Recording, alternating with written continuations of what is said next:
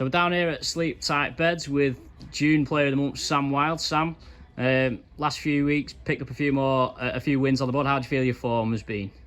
Yeah, as a team, we've obviously sort of turned the corner the last few weeks. It started away in Toulouse, although we come up short. In terms of the result, I feel like that was quite a turning point for us.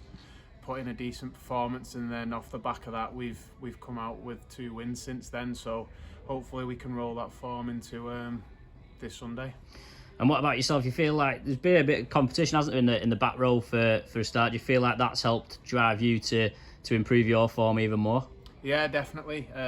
Not just at back row, but across the squad this year. There's strong competition for all places, and I think competition obviously sort of brings out the best in people, spurs people on to perform to the best that they can, really, in training and in games. So hopefully towards the back end of the season we'll sort of see the benefits of that as well. Did you feel that Bradford game you needed that win to sort of get off the back of this sort of like negative confidence maybe that had been going around? Did you feel like that was almost like the perfect performance that you needed at that time? Yeah, obviously we started the season really well. We were always confident that, we knew that a performance like that was in us. It was just sort of actually putting it in and bringing it out on a Sunday or on a game day.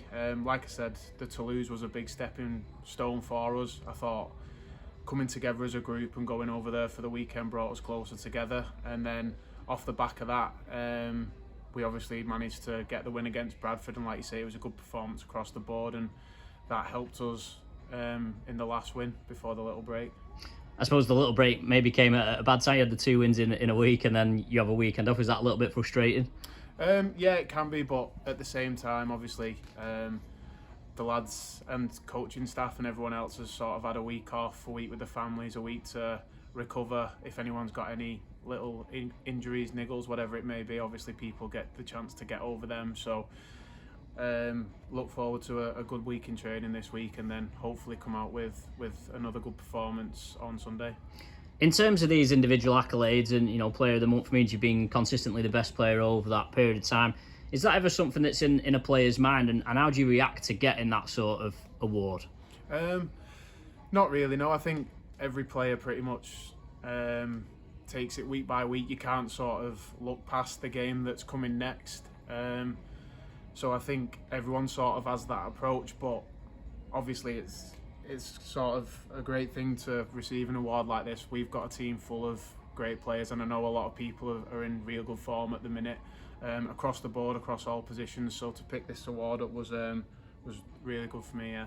And how are you finding now, obviously juggling your professional career with playing rugby? How are you finding that balance? Yeah, it can be hard. I mean, obviously everyone sort of in a similar situation where you work, you train 3 times a week, you play on a Sunday, so you don't really maybe get as much time at home as you'd want to. But obviously being at Widnes, everyone's a close-knit group, including staff as well, and that definitely helps, especially now, hopefully off the back of 2 good wins. When you're winning, things become a lot easier as well, so hopefully we can sort of continue that going forward. Have you talked much about this running now to the end of the season?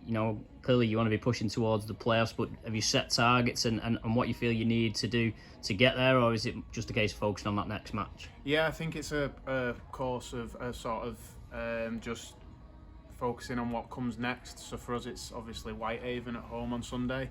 Got to take it week by week, game by game, and hopefully if we can keep putting performances together and keep picking up wins, then obviously we hope as a team and as a group that we can push into them playoff spots come the end of the season.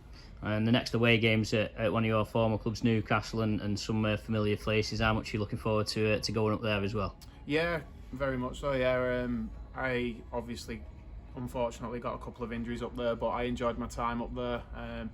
There's some good people up there, good club, but for us obviously it's an opportunity for us to hopefully put together another good performance and get that little step closer to the playoffs come the end of the year.